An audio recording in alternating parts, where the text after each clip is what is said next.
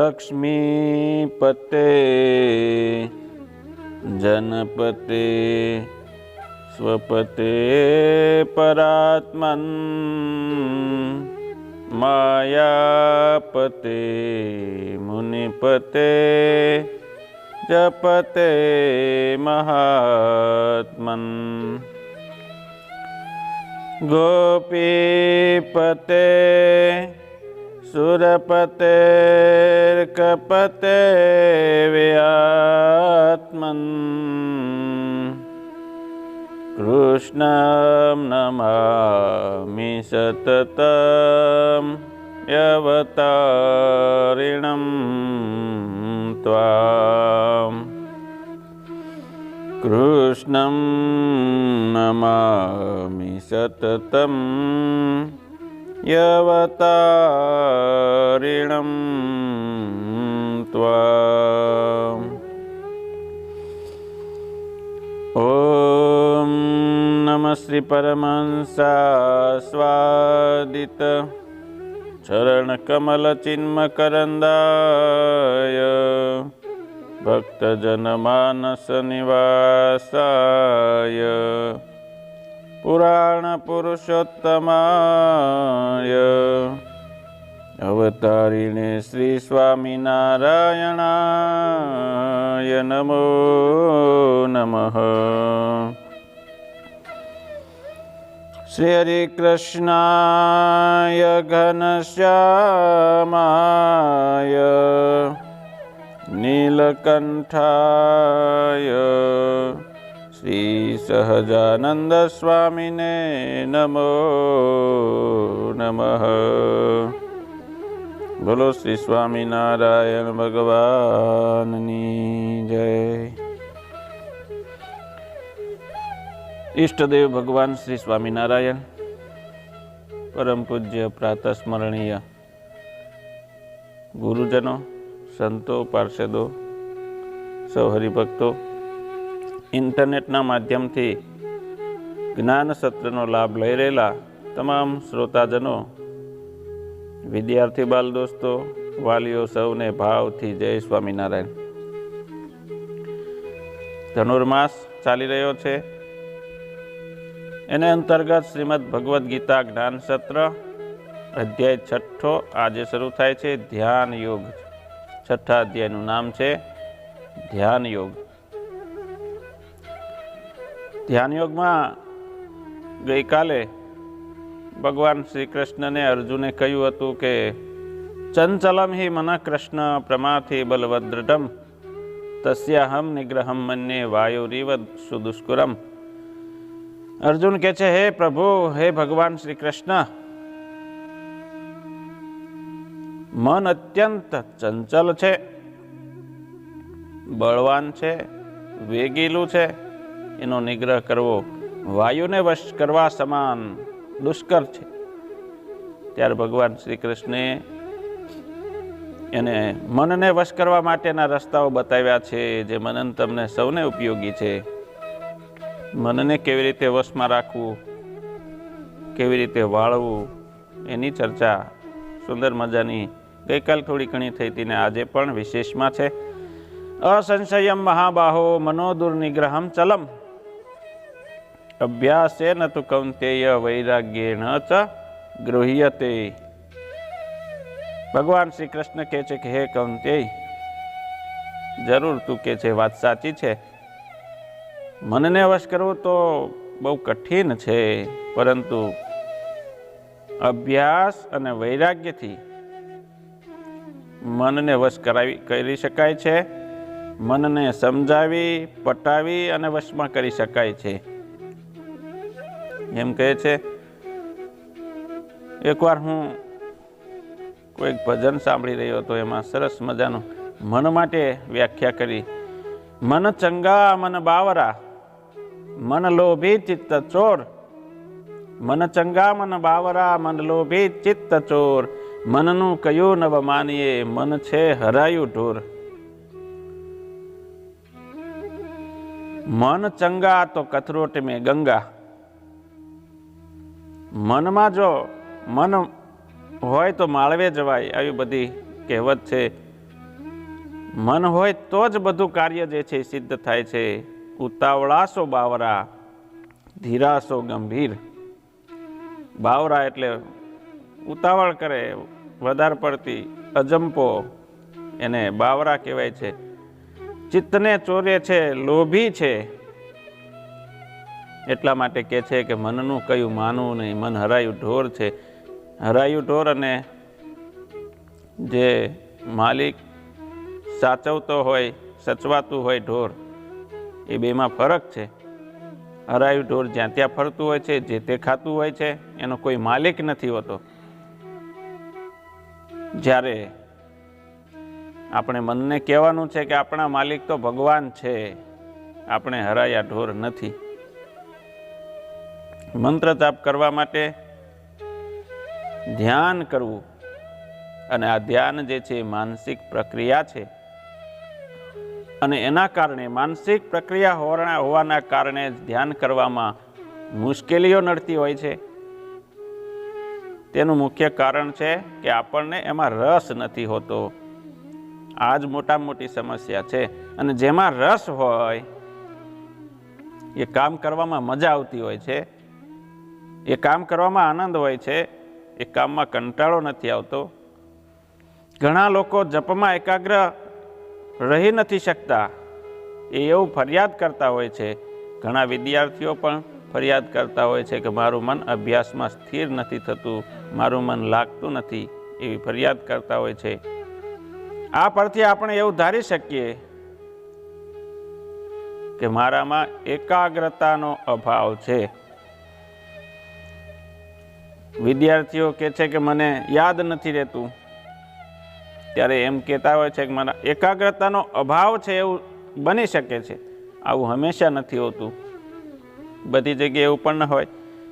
જે વિદ્યાર્થીઓ અભ્યાસના વિષયમાં ધ્યાન આપી શકતા નથી કે કશું યાદ રાખી શકતા નથી, તે કદાચ બહુ રસથી સિનેમા જોતા હોય છે, અને એ સિનેમામાં આવતી ઘણી ખરી લાંબી સ્ટોરી હોવા છતાં ઘણા લાંબા સમય સુધી યાદ પણ રાખી શકે છે. ફિલ્મોના ગીતો યાદ રાખી શકે છે, હાલતા ચાલતા બોલ્યા કરતા હોય છે. કારણ કે એમાં એને રસ છે. રસ જેમાં હોય છે એમાં કંટાળો નથી આવતો. જેમાં રસ હોય છે, જેમાં મન લાગે છે, એ યાદ રહે છે. જેમાં મન એકાગ્ર બને છે એમાં ક્યારેય એવું નથી થતું કે મને યાદ નથી રહેતું. તેવી જ રીતે જપમાં જે મનને એકાગ્ર કરી નથી શકતા, કે આધ્યાત્મિક વાંચનમાં કશું યાદ નથી રહેતું, કે યાદ રાખી નથી શકતા, તેઓ પણ પોતાને ગમતા અથવા તો પોતાને અગત્યનું લાગતા વિષયમાં, એવા કામની અંદર મનને એકાગ્ર કરી શકે છે. વ્યવસાય કરનારા વ્યાપારીઓ હોય છે, તે વ્યાવસાયિક સંબંધી સામયિક વાંચે અને એમાં પોતાને જે જરૂરિયાતનું હોય, ઘણું બધું જરૂરિયાતનું હોય, તો એ બધું યાદ રાખી શકે છે અને રાખતા પણ હોય છે. માટે ધ્યેય વિષય એટલે કે જેનું તમે ધ્યાન કરો છો. ધંધા રોજગાર હોય તો તમે એમાં એ ધ્યેય વિષય થયો. ભગવાનની મૂર્તિનું ધ્યાન કરતા હોય તો એ ધ્યેય વિષય થયો. એના માટેનો રાગ, વિદ્યાર્થીઓ ભણતા હોય તો એના માટે ગણિત, વિજ્ઞાન, અંગ્રેજી, આ બધા વિષયો છે એ ધ્યેય વિષય થયા. એમાં જો એને રાગ કે રસ હોય તો એ રાગ અને રસ મનને એકાગ્ર કરવામાં બહુ મહત્વનો ભાગ ભજવે છે. આથી દરેક ભગવાનની અંદર ભક્તિ કરતા હોય ભક્તોએ રસ કેળવવાની સભાનતા કે પ્રયત્ન સાધકે અવશ્ય કરવો જોઈએ. આવા પ્રયત્નને અભ્યાસ કહે છે. ભગવાને કહ્યું અભ્યાસે ન તું કૌંતેય. આજે પ્રયત્ન કરવો, ભગવાનમાં મન જોડવાનો પ્રયત્ન કરવો, એને કહેવાય છે અભ્યાસ. જ્યારે આપણે ધ્યાન કરતા હોય ને ત્યારે વારે વારે મન ભાગી જાય છે, મૂર્તિમાંથી છટકી અને બીજા વિચારોમાં લાગી જાય છે. ત્યારે વળી ફરીને વારે વારે મનને ધ્યેય વિષયમાં લઈ આવવું, પાછું લાવવું, એ ધ્યેય વસ્તુનો પરિચય કરાવવો, એ ધ્યેય વસ્તુ ભગવાનની મૂર્તિનો સ્વાદ ચખાડવો. વળી આ ધ્યાનથી આપણને શું લાભ થાય છે એ મનને વારંવાર સમજાવવું, યાદ દેવડાવવું. કારણ કે કદાચ ધ્યાન કે જપરૂપી કર્મમાં મનને તરત રસ નહીં પડે તો પણ એનાથી જે થતા લાભ, એનું જે પ્રલોભન, એ મનને દેખાડવાથી એને પ્રેરણા મળે છે. પહેલું પગથિયું આ છે, અભ્યાસ, સતત અભ્યાસ. ધ્યાનનું બીજું પગથિયું છે પરમાત્મામાં પ્રેમ. જો જગતમાંથી આપણને પ્રેમ ઓછો થાય તો પરમાત્મામાં પ્રેમ થાય. એક ભાઈ ક્યાંક પાકીટ ભૂલી ગયા, ફરવા ગયા છે, હાથમાં પાકીટ હતું, ક્યાંક ભૂલીને આવ્યા. પત્નીએ પૂછ્યું કે પાકીટ ક્યાં ભૂલી આવ્યા? કહે છે ફરવા ગયા હતા ત્યાં. ફરવા ક્યાં ગયા હતા? તો કહે છે કે જ્યાં પાકીટ ભૂલી ગયો ત્યાં. એવી રીતે પરમાત્મામાં પ્રેમ ક્યારે થાય? સંસારમાં પ્રેમ જ્યારે ઓછો થાય ત્યારે ભગવાનમાં પ્રેમ થાય છે. સંસારમાં પ્રેમ ઓછો ક્યારે થાય? તો પરમાત્મામાં જ્યારે પ્રેમ થાય ત્યારે સંસારમાંથી પ્રેમ ઓછો થાય છે. તુલસીદાસજી કહે છે કે હૃદયમાં એક જ વસ્તુ આપણે યાદ રાખી શકશું, બે વસ્તુ નહીં. કઈ એક વસ્તુ? કામ તહા રામ નહીં, રામ તહા નહીં કામ. તુલસી દોનો નવ રહે, રવિ રજની એક ઠામ. રવિ એટલે સૂર્ય અને રજની એટલે રાત. ગમે તેવો વાદ વિવાદ થઈ જાય તો પણ રવિ અને રજની એક સાથે એક મંચ પર ક્યારેય ન આવી શકે. જ્યાં સૂર્ય હોય ત્યાં રાત્રિ કેવી રીતે આવી શકે? અને રાત્રિ આવે તો સૂર્યનું અસ્તિત્વ જ ન હોય. સૂર્ય અને અંધકાર એક સાથે રહી શકતા નથી. એમ હૃદયમાં રામ અને કામ બે ભેગા ક્યારેય ન રહી શકે. હૃદયમાં કામને રાખવો હોય એટલે વિષય વાસનાને રાખવી. જો વિષય વાસનાને રાખવી હોય તો રામની આશા જતી કરવી. ઈશ્વર પ્રેમ એ ધ્યાન યોગનું બીજું પગથિયું છે. ભગવત પ્રેમ કરો, ભગવાનના ચરણમાં મનને જોડવું, આ ધ્યાન યોગનું બીજું પગથિયું. જેમ ધ્યેય એટલે કે જેનું ધ્યાન કરવું છે તેમાં રાગ, આસક્તિ, ગમો ઉત્પન્ન કરવાની જરૂર છે, તેમજ તે સિવાયના વિષયમાં વૈરાગ્ય ઉત્પન્ન કરવાની જરૂર છે. આ બે સ્તરે મનને વશ કરવા થઈ શકે છે. શબ્દ, સ્પર્શ, રૂપ, રસ, ગંધ વગેરે વિષયોમાં રાગ છે આપણને, અને એ રાગને વિવેકથી મનને એ વિષયોની અંદર મિથ્યાપણું દેખાડવું, દુઃખ, દોષ અને નાશપણું છે એના દર્શન કરાવવા પડશે. આ બુદ્ધિના સ્તરનું ચિંતન છે. આમાં બુદ્ધિની જરૂરિયાત પડે છે. પરંતુ આટલું જ પૂરતું નથી.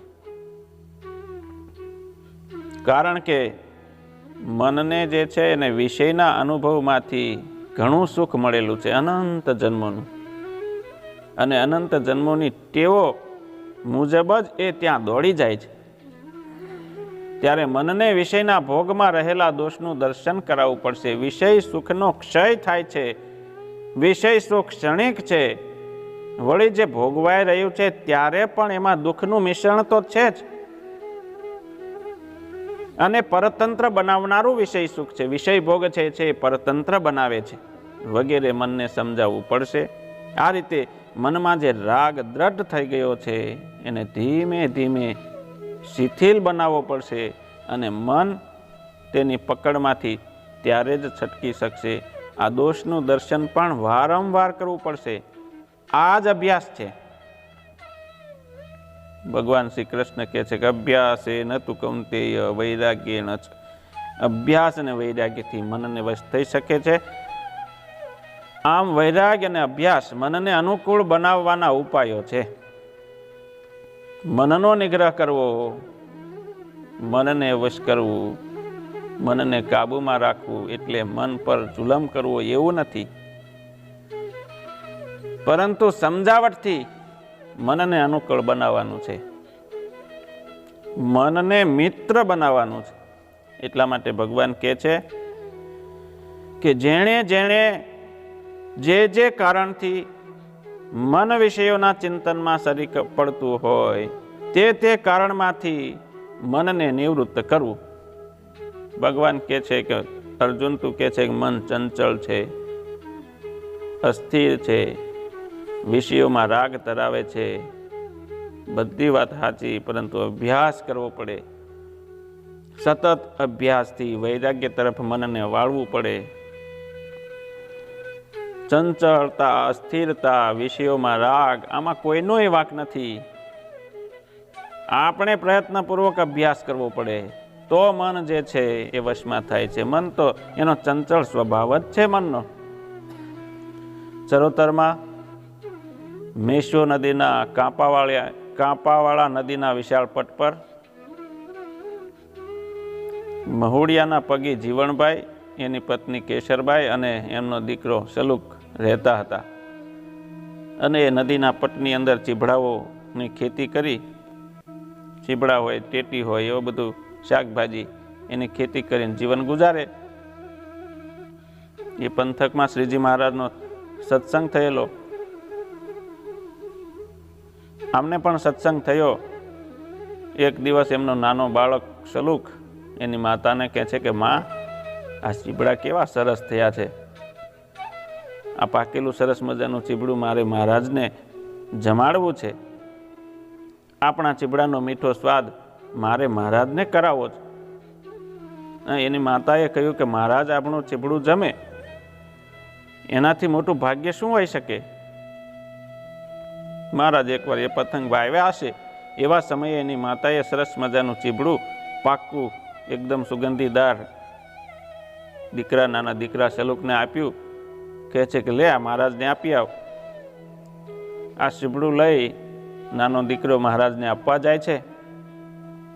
રસ્તામાં નાના નાના ડગલા ભરતો સલુક, એનું મન સળવળવા લાગ્યું. અરે મૂરખ, મહારાજ તો મોટા માણસોની રાજભોગની રસોઈ જમનારા, આ રસોઈને મૂકીને તારું ચીબડું ખાશે? ગાંડા વેડા છોડ અને તારું ચીબડું તું જ ખાઈ લે. અરે મહારાજ કદી ચીબડા ખાય ખરા? બાળ માનસમાં જાણે કે આંધી મંડાઈ. એક ઝાડની નીચે બેઠો, ચીબડા બની નજર કરી, એની ચીરી કરવા માટે ચપ્પુ હાથમાં લીધું.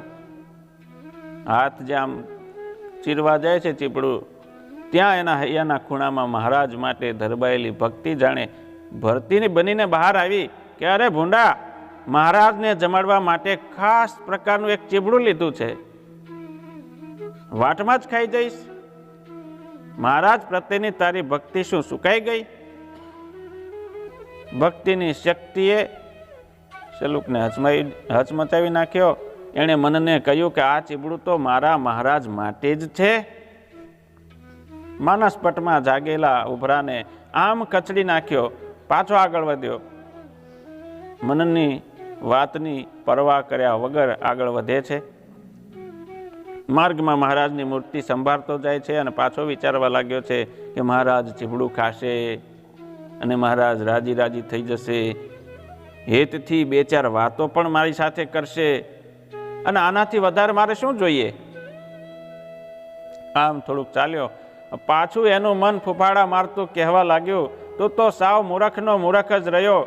મહારાજને તો મોટા મોટા રાજવીઓ, લાખો પતિઓ ઉત્તમ કક્ષાના પકવાન ચરણે ધરે છે, ત્યાં બે બદામના ચીબડાની કોઈ ગણતરી ખરી? છાનો માનો અહીં જ ઝાપટી જા અને વળ પાછો. જો આ ચીબડાની મહેક કેવી સરસ મજાની આવે છે. અને આ નાના બાળકને વધુ એકવાર લલચાવ્યો. એના મને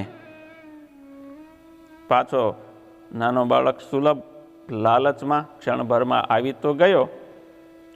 જોકે સામે છેડે હૈયાની દિવાલો પર, શરીરના રોમે રોમ પર જણુબતી મહારાજ પ્રત્યેની ભક્તિ વધુ એકવાર બહાર આવી અને મન હારી ગયું. મહારાજ પ્રત્યેની ભક્તિ વિજેતા બની. હા ના કરતા કરતા શલુક છેક મહારાજની સભા સમક્ષ આવીને ઉભો રહી ગયો. ચારે તરફ કીર્તની રમઝટ છે. ઊંચા આસન ઉપર મહારાજ બિરાજમાન છે. મરક મરક હસી રહ્યા છે. શ્રીજી મહારાજનો વૈભવ જોઈને શલુકનું મન પાછું ધીંગાણે ચડે એ પહેલા જ અંતર્યામી સ્વામિનારાયણ ભગવાને કીર્તન બંધ રખાવ્યા.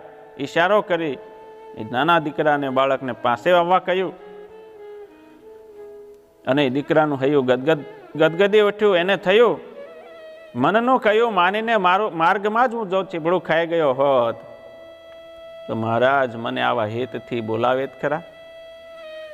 મારા વહાલા મહારાજ પાસે જવાનો મારો વારો આવે જ ખરો. ધન્ય બની ગયો નાનો દીકરો શલુક. ચીબડું મૂકેલી નાની ટોપલી સહિત ઉતાવળે પગે મહારાજ પાસે પહોંચી ગયો. મહારાજ એનો હાથ પકડી નજીક તાણ્યો. ચીબડાની ટોપલી ખોળામાં લીધી. અંદરથી ચીબડું કાઢ્યું ને બોલ્યા, લાવ શલુક ચપ્પુ કાઢ. આજે તો અહીં બેઠા બેઠા જ ચીબડું ખાઈશું. શ્રીજી મહારાજે ચપ્પુ હાથમાં લઈ ચીબડાની મજાની ચીરીઓ કરી અને એક પછી એક ચીરો આરોગવા લાગ્યા. પ્રભુએ આખું ચીબડું ઢોલીએ બેઠા બેઠા જ પૂરું કર્યું. સભાજનો શલુક અને ચીબડાના પુણ્ય જાણવા આતુર હતા, પરંતુ તે જણાવતા પહેલા મહારાજે છલોછલ બરફી ભરેલી માટલી શલુકને ભેટ ધરી એને ભેટી પડ્યા અને પછી બોલ્યા કે આ બાળક પોતાનું મન જીતીને ચીબડું લાવ્યો છે. મનની સાથે આણે લડાઈ કરી છે અને તેની સહાયમાં ભગવાન અંતે અને સંત જરૂર પહોંચે. જે મન સાથે લડાઈ કરે છે એની સાથે ભગવાન અને સંત આવે છે. મહારાજની વાણી અને શલુકનો મન સાથેનો સંગ્રામ જાણી સભાજનો બોલી ઉઠ્યા, વાહ શલુક, રંગ છે તને, તે તો જગ જીત્યું. આમ મનને સમજાવીને જીતવાની વાત છે. મન આવી રીતે સમજાવી, મનાવી, પટાવીને મન વાળી શકાય છે અને એમાં લોભ લાભ દેખાડી શકાય છે કે જો આપણે આ ધ્યાન કરીશું, ભગવાનના ચરણે મન રાખીશું, ભક્તિ કરીશું તો કેવો મોટો લાભ છે. એમ કરીને મનને વાળવાનો પ્રયત્ન કરવાનો છે, અભ્યાસ કરવાનો છે. નાના દીકરા શલુકની જેમ અભ્યાસ કરવાનો છે તો મન વશ થાય છે. યોગ વાસિષ્ઠ સમજાવે છે કે મનને યુક્તિથી અને ઉપાયથી જીતવું. દ્રશ્ય વસ્તુ મિથ્યા છે. દ્રશ્ય એટલે જે આપણને જે કંઈ દેખાઈ રહ્યું છે નજરની સમક્ષ, એ બધી વસ્તુઓ મિથ્યા છે, જડ છે, દુઃખરૂપ છે, એ બધી નાશવંત છે. જ્યારે દ્રષ્ટા સત્ય છે. દ્રષ્ટા એટલે ભગવાન, આત્મા, જે જોનારો જે છે એ સત્ય છે. આંખ દ્વારા જુએ છે કોણ? આત્મા જુએ છે. જો એ સત્ય છે, ચેતન છે, આનંદરૂપ છે, આ પ્રકારનું દર્શન મનને કરાવવું જોઈએ. આ દર્શનનો અભ્યાસ કરાવવો એ જ અધ્યાત્મ વિદ્યા છે, એ જ અભિગમ છે. આ પણ અભ્યાસને અંતર્ગત જ છે.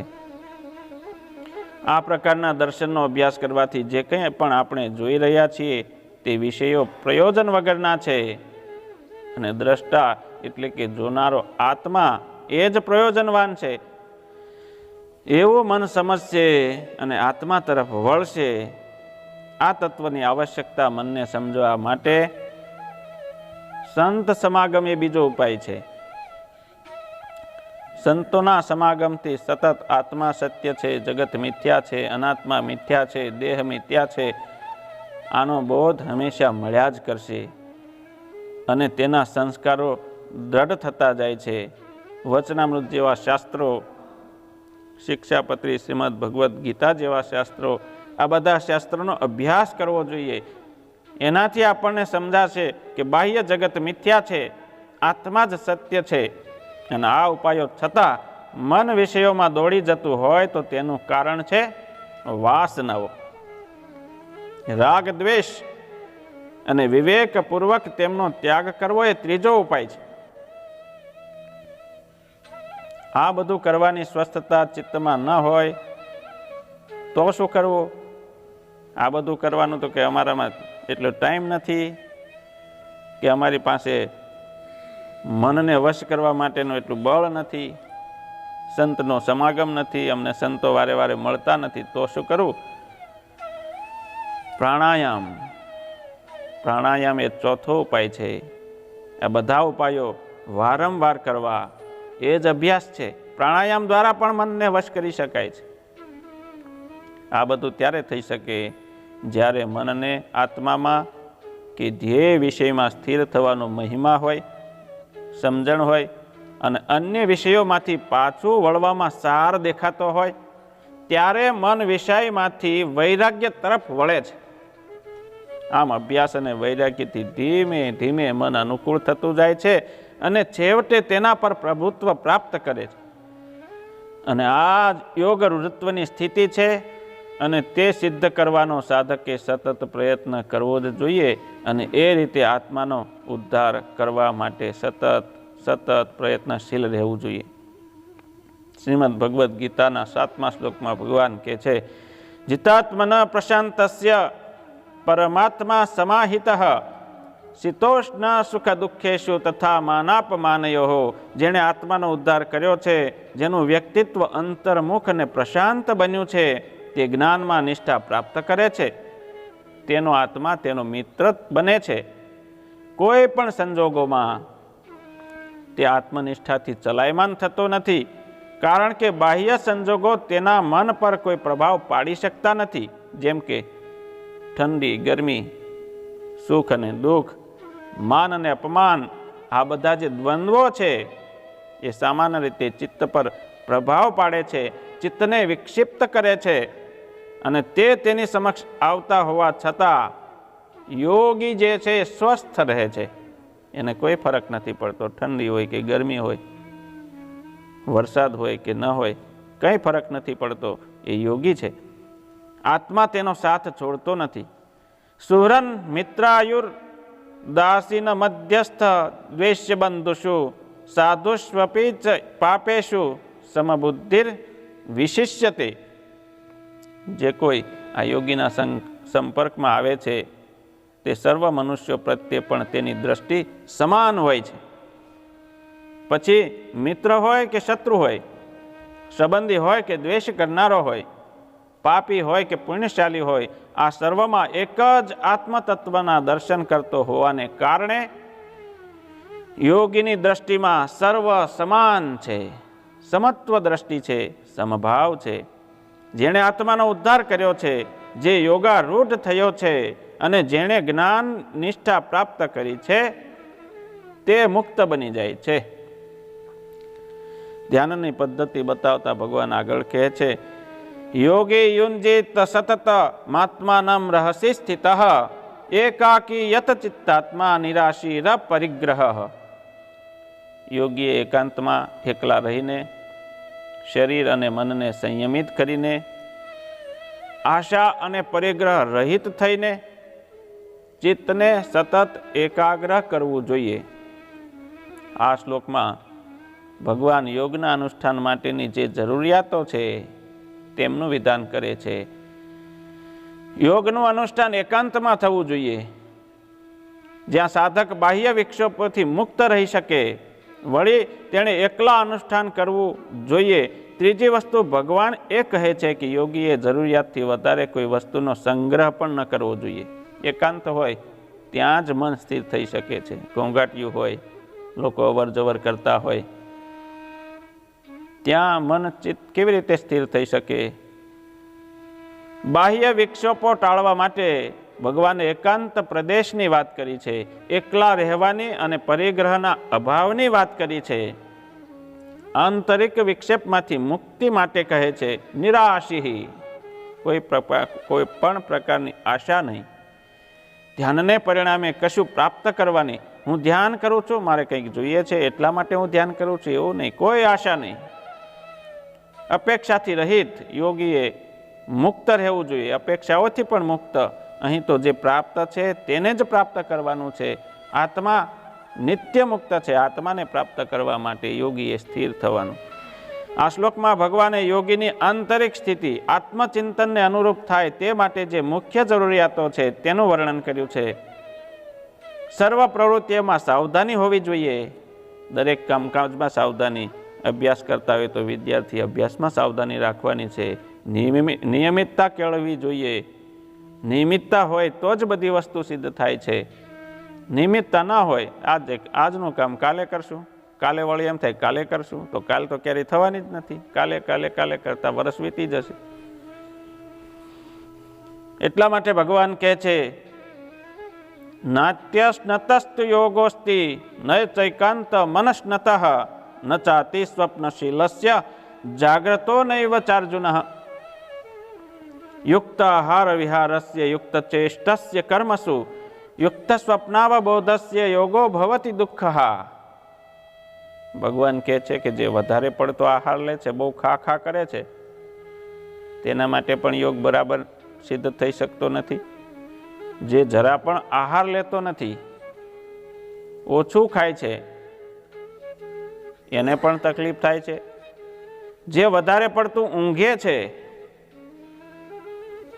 એને પણ તકલીફ છે. અને જે જરા પણ ઊંઘતો નથી, ઉજાગરા કરે છે, એને પણ બધી જગ્યાએ, ખાલી યોગમાં નહીં, અભ્યાસમાં, ધંધામાં, રોજગારમાં આ બધી વસ્તુ લાગુ પડે છે. વધારે પડતું ખાઈ પેલું કરે તો આળસ થાય, કામ ના કરી શકે.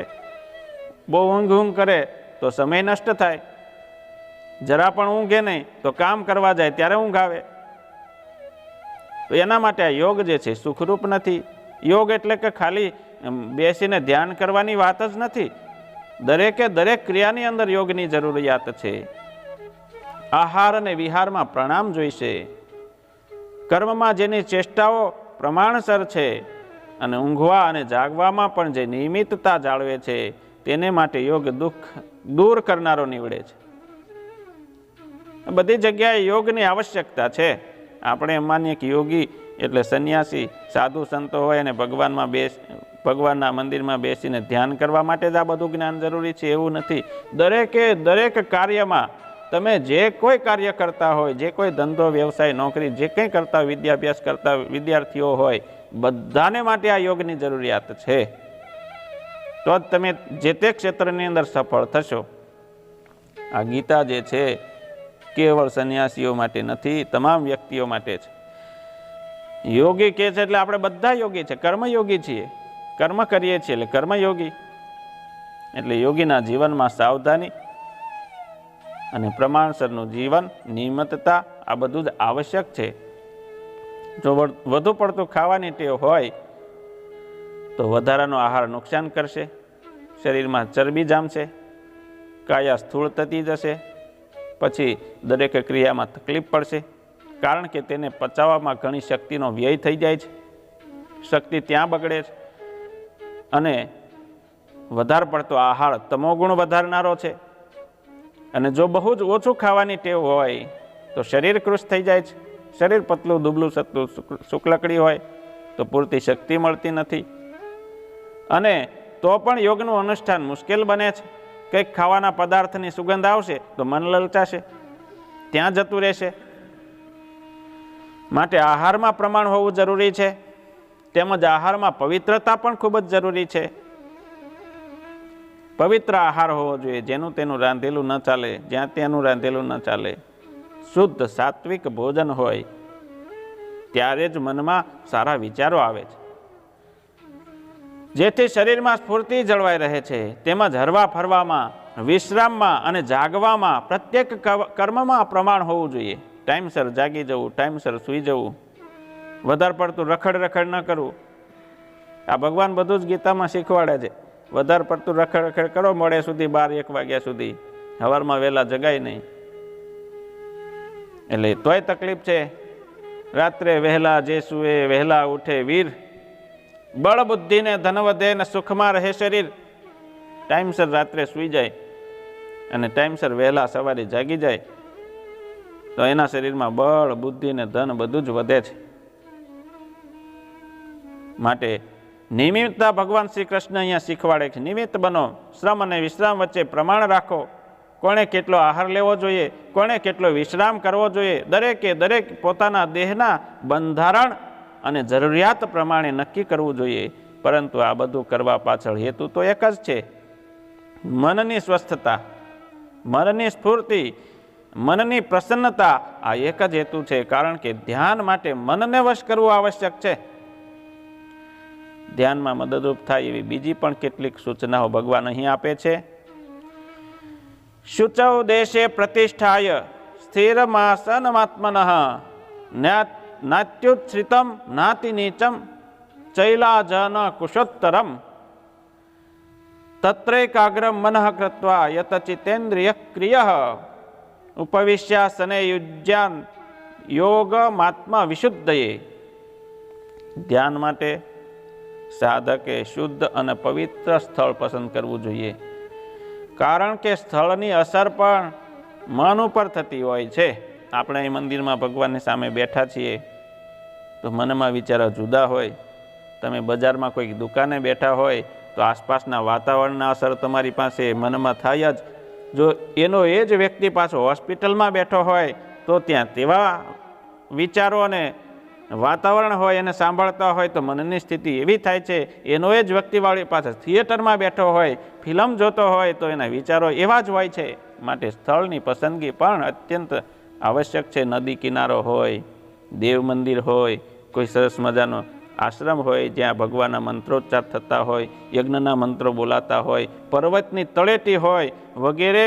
આ બધા સ્થળો છે સ્વભાવથી જ પવિત્ર છે. અને જે સંસ્કારથી પવિત્ર અમુક સ્થળ થતા હોય છે, જ્યાં ધ્યાન થતું હોય, ભજન થતું હોય, પૂજનના અભ્યાસથી એ સ્થળ પવિત્ર બનાવાયું હોય, આ જે છે એ સંસ્કારથી જ સ્થળ પવિત્ર થતા હોય છે. ધ્યાન માટે એવા સ્થળે આસન સ્થાપિત કરવું જોઈએ. જે આસન બહુ ઊંચું પણ ન હોવું જોઈએ અને બહુ નીચું પણ ન હોવું જોઈએ. અને તે પોતાનું જ આસન હોવું જોઈએ. પાછા બીજાના આસન ઉપર જઈને બેસી ન જવાય. નહીં તો કહે ઊભો થા, અમારા આસને કેમ બેસી ગયો. એટલે પોતાનું જ આસન હોવું જોઈએ. કારણ કે એક સ્થળે, એક સમયે, એક આસન પર બેસીને ધ્યાન ભજન કરવાથી સંસ્કાર બનતા હોય છે.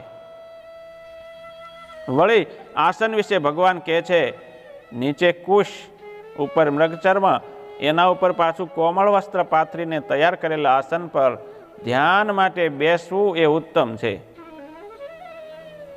કારણ કે શરીરમાં જે શક્તિ પેદા થાય છે તે અધોમુખી ન થઈ જાય અને ઉર્ધ્વમુખી રહે તે માટે મૃગચર્મનું વિધાન છે. વળી જમીનના ભેજ, આસપાસના જીવજંતુઓ વગેરેથી પણ આ પ્રકારનું આસન રક્ષણ આપે છે. અને આ આસન પાછું સ્થિર હોવું જોઈએ. હલનચલન કરતું ચકડોળની જેમ એવું ન હોવું જોઈએ. ચકડોળની ઉપર બેસીને ધ્યાન ન થાય. ઓલી ફદડી ફરતી હોય ગોળ ગોળ ચકડી, એની અંદર બેસીને ધ્યાન ન થાય. એટલે કે છે કે સ્થિર હોવું જોઈએ.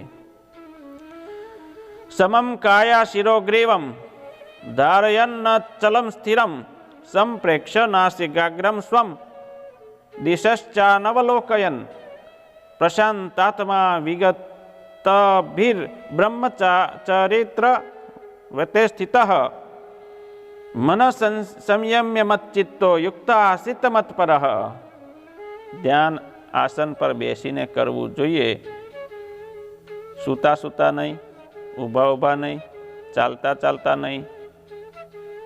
શરીર સ્થિર હોય તો પણ મન સ્થિર રહે છે અને શરીર ટટ્ટાર હોય તો મન એકાગ્ર રહી શકતું હોય છે. માટે ભગવાન કહે છે કે આસન ઉપર બેસીને, સ્થિર આસને બેસીને જ્યારે યોગી ધ્યાનમાં બેઠા હોય ત્યારે તેનું શરીર, ગરદન અને મસ્તક એક રેખામાં એટલે કે સીધા ટટ્ટાર હોવા જોઈએ. વિદ્યાર્થીઓ વિદ્યાભ્યાસ કરતા હોય ત્યારે પણ એમણે પણ આવી રીતે બેસવું જોઈએ. ટટ્ટાર સ્થિર આસને વ્યવસ્થિત બેસીને અભ્યાસ કરે તો જ એને યાદશક્તિ રહે. ઘણા એમ કહે છે કે મારી યાદશક્તિ ઓછી છે, મને કંઈ યાદ રહેતું નથી, હું વાંચું છું, મને યાદ કંઈ આવતું નથી. તો પછી સીધા બેસો અને પછી વાંચો તો યાદ રહેશે. મેધાશક્તિ વધશે ઘણી વખત ચંચળ સ્વભાવ હોય અને હાથ નવરા હોય, આ હાથ વડે કંઈનું કંઈ કર્યા કરશે. કથા સાંભળવા બેઠા હોય ને સરસ મજાનું નીચે આસન રોછાવાળું બિછાવેલું હોય તો કંઈ નહીં તો શેતરંજીમાંથી એ તાતણા તોડ્યા રાખશે. આ મનની ચંચળતા છે. લોનમાં બેઠા હોય તો બેઠા બેઠા ઘાસના તણખલા તોડ્યા રાખશે. હાલતા ચાલતા જતા હોય રસ્તામાંથી તો એ આજુબાજુમાં રહેલી વાવેલા જે છોડ હોય નાના મોટા એના પાંદડા તોડ્યા કરશું. આ બધી જે ચંચળતા મનની છે એ વશ કરવાની છે. એટલા માટે બંને હાથ આમ ટટ્ટાર બેસી બંને હાથ ખોળામાં રાખી અને પછી ધ્યાન કરવું. મનને સ્થિર કરવા માટે ભગવાન એક ઉપાય બતાવે છે કે દ્રષ્ટિને નાકના અગ્રભાગ પર સ્થિર કરવી, નાકનો આગળનો ભાગ પર સ્થિર કરવી. અને આંખીની કીકી સ્થિર હોય તો મન પણ સ્થિર થતું હોય છે. અને તેથી દ્રષ્ટિને નાકના અગ્રભાગ પર સ્થિર કરવાનું વિધાન છે. નાકનો અગ્રભાગ એટલે નાકનું આ ટેરવું અથવા તો નાકનું મૂળ એટલે કે બે ભ્રમર વચ્ચેનું આ સ્થાન. આગળ 5મા અધ્યાયના અંતમાં બે ભ્રમર વચ્ચે દ્રષ્ટિને ધારવાનું ભગવાને કહ્યું હતું. એટલે કે અહીં નાકના અગ્રભાગથી આ ભ્રમર વચ્ચેનું સ્થાન અભિપ્રેત હોઈ શકે. એટલે કે આ સ્થાન જે છે એની વાત છે. એ પ્રદેશને વારાણસી કહે છે અને ત્યાં ભગવાનનું સ્થાન હોવાનું કહેવાય છે. મન સ્થિર કરવા માટે, ધ્યાન કેન્દ્રિત કરવા માટે ઇન્દ્રિયોના ચેન ચાળા બંધ કરવા પડે. ઇન્દ્રિયો એટલે જ્ઞાનેન્દ્રિય, 5 જ્ઞાનેન્દ્રિય, 5 કર્મેન્દ્રિય એને સ્થિર રાખવાની છે. 5 જ્ઞાનેન્દ્રિય એટલે શ્રોત્ર, ત્વક, ચક્ષુ, રસના અને ગ્રાણ, આને બંધ કરવાના છે અને કાબૂમાં કરવાના છે. અને કર્મેન્દ્રિયો એટલે વાક, પાણી, પાદ, પાયું, ઉપસ્થ, હાથ, પગ એને સ્થિર કરવાના છે. હાથને સ્થિર રાખવા, બીજું જે તે કરી ન કરવું. કૌરવો અને પાંડવો બધા દ્રોણાચાર્ય પાસે વિદ્યાભ્યાસ કરી રહ્યા હતા. ત્યારે રાજકુમારાની પરીક્ષા લેવાનું દ્રોણાચાર્યજીએ નક્કી કર્યું. એક વડના ઝાડવા પર લાકડાની ચકલી ગોઠવવામાં આવી. બધા વડના ઝાડની ચારે તરફ આવીને બેસી ગયા, એકઠા થયા, ગોઠવાઈ ગયા છે. બધા સભા ગોઠવાઈ ગઈ, બધા વિદ્યાર્થીઓ પણ આવી ગયા છે. ત્યારે દ્રોણાચાર્યએ જાહેરાત કરી કે આ વડના ઝાડ પર પક્ષી જે બેઠું છે એને આંખનું લક્ષ્ય સાધવાનું છે. પરીક્ષા ચાલુ થઈ ગઈ. સૌ પ્રથમ દુર્યોધનને ઊભો કરવામાં આવ્યો અને દ્રોણાચાર્ય પૂછે છે, બોલો રાજકુમાર, શું દેખાય છે? આ સભા તમને દેખાય છે? ત્યારે દુર્યોધન કહે છે કે હા ગુરુદેવ, આ સભા મને દેખાય છે, આ ઝાડ દેખાય છે, ઝાડની ઉપર પેલું પક્ષી દેખાય છે, બધું જ મને દેખાય છે. ત્યારે દ્રોણાચાર્ય કહે છે ના પાસ, બેસી જાઓ. પછી ભીમને ઊભો કરે છે. ભીમને પણ પૂછે છે એના જ પ્રશ્ન, ગુરુદેવ મને તમે દેખાવ છો. આ દુર્યોધન તો પહેલો દેખાય છે, ગદા લઈને મારવાનું મન થાય છે. બેજા નાપાસ. બધાને નાપાસ કર્યા, બધા નાપાસ થઈ ગયા. છેલ્લે અર્જુનનો વારો આવ્યો. ધનુષ બાણ હાથમાં લીધા છે, લક્ષ્ય સામું જોયું, એકાગ્ર બન્યો. ગુરુદેવ પૂછે છે, અર્જુન સભા દેખાય છે? ના ગુરુદેવ. વૃક્ષ દેખાય છે? ના ગુરુદેવ. પક્ષી દેખાય છે? ના ગુરુદેવ. તો શું દેખાય છે? મને તો કેવળ આ લાકડાના પક્ષીની આંખ દેખાય છે. તરત દ્રોણાચાર્ય કહે છે છોડ બાણ. અર્જુને લક્ષ્ય સાધીને જેવું બાણ છોડ્યું તો પેલું લટકાવેલું પક્ષી હતું એની સીધી આંખમાં જઈ અને ત્યાં એનું લક્ષ્ય એણે હાંસલ કર્યું. ધ્યાનમાં આટલી શક્તિ રહેલી છે. ધ્યાનમાં પહેલી શરત છે એકાગ્રતા. આ રીતે સ્થિર આસન પર બેસી મન એકાગ્ર કરી ઇન્દ્રિયોની સર્વ ક્રિયાઓને નિયમમાં લાવી ચિત્તને એકાગ્ર કરીને આત્મશુદ્ધિ માટે યોગનું અનુષ્ઠાન કરવું જોઈએ. એટલે જ ભગવાન કહે છે કે ચિત્તને આત્મામાં એકાગ્ર કરવા રૂપી યોગના અનુષ્ઠાનનો હેતુ છે આત્મશુદ્ધિ. આ શા માટે કરવાનું બધું? શા માટે ધ્યાનમાં બેસવાનું? શા માટે આપણે સ્થિર બેસી રહેવાનું? શા માટે આખા શરીરને આપણે આમ બાંધી રાખવાનું? શા માટે મનને જકડી રાખવાનું? આત્મશુદ્ધિ માટે. આત્મશુદ્ધિનો અર્થ થાય અંતઃકરણની શુદ્ધિ. અંતઃકરણની શુદ્ધિ એટલે દેહાત્મ બુદ્ધિનો ક્ષય. દેહને આત્મા માની લેવાના જે સ્વાભાવિક સંસ્કાર આપણા સદીઓથી પડી ગયા છે તેને આત્માના વાસ્તવિક સ્વરૂપના દર્શનથી શિથિલ કરવાના છે અને આત્માના યથાર્થ જ્ઞાનના સંસ્કાર દ્રઢ કરવાના છે. આપણને આ જ વસ્તુ તકલીફ છે. આપણે પોતાને આત્મા માની નથી શકતા. દેહ ભાવથી જીવીએ છીએ આપણે. એનું કારણ શું છે? અનંત જન્મોથી આપણને આવા દેહ ભાવના સંસ્કાર પડ્યા છે. એટલે આપણું સવારથી સાંજ સુધીનું શેડ્યુલ તમે જો, દેહલક્ષી જ હશે બધું, આત્માલક્ષી કંઈ છે જ નહીં. આજે સવારમાં આપણે અડધો કલાક સભા કરીએ છીએ એ આત્માલક્ષી, ભગવાનનું ભજન થોડું ઘણું કરતા હોય એટલું આત્માલક્ષી. આખું જીવન આખા 24 કલાકમાંથી મોટા ભાગનો સમય દેહલક્ષમાં જ જાય છે, દેહના પોષણ માટે જ જાય છે અને દેહની સેવામાં જ જાય છે. આ દેહભાવ અનંત જન્મોથી દ્રઢ થઈ ગયો છે. એટલે એ ત્યાગ કરવા માટે એને સમજી વિચારી અને દેહભાવ, દેહની આસક્તિ, ઇન્દ્રિયોના વિષયની આસક્તિ, આ બધું છોડવા માટે મહેનત તો કરવી પડશે ને. એના માટે આ ગીતાનો ઉપદેશ છે કે જો એ દેહભાવ છોડવો હશે, આત્મભાવ દ્રઢ કરવો હશે તો પછી આ ગીતાના આ પ્રવચનો વારંવાર સાંભળી અને મનમાં દ્રઢતા કરવી પડશે કે હું આ દેહ નથી, હું આત્મા છું અને હું તો અવિનાશી છું. મારું સાચું સ્વરૂપ આ દેહ છે જ નહીં. આ બધું જે જ્ઞાન છે ક્યાંથી આવશે? આવા સત્સંગથી આવશે, કથા શ્રવણથી આવશે, સંત સમાગમથી આવશે, ભગવાનના મંદિરોમાં જઈ અને ત્યાં કથા વાર્તા સાંભળવાથી કે શાસ્ત્ર વાંચવાથી, ચિંતન કરવાથી આવશે. વચનામૃત પણ આ જ વાત કે છે. સ્વામિનારાયણ ભગવાન વચનામૃતમાં આ જ વાત કહી રહ્યા છે. એ સમજવાની જરૂર છે. જ્યારે આપણે આ સમજીશું ત્યારે મન સ્થિર થશે, ભગવાનમાં લાગશે અને આત્માના કલ્યાણને માટે એ સાધનામાં આપણે આગળ વધી શકીશું. સહજાનંદ સ્વામી મહારાજની જય. શ્રીપતિમ શ્રીધરમ સર્વદેવેશ્વરમ ભક્તિધર્માત્મજમ વાસુદેવમ હરે માધવમ કેશવમ કામદમ કારણમ શ્રી સ્વામિનારાયણમ નીલકંઠમ ભજે. સહજાનંદ સ્વામી મહારાજની જય.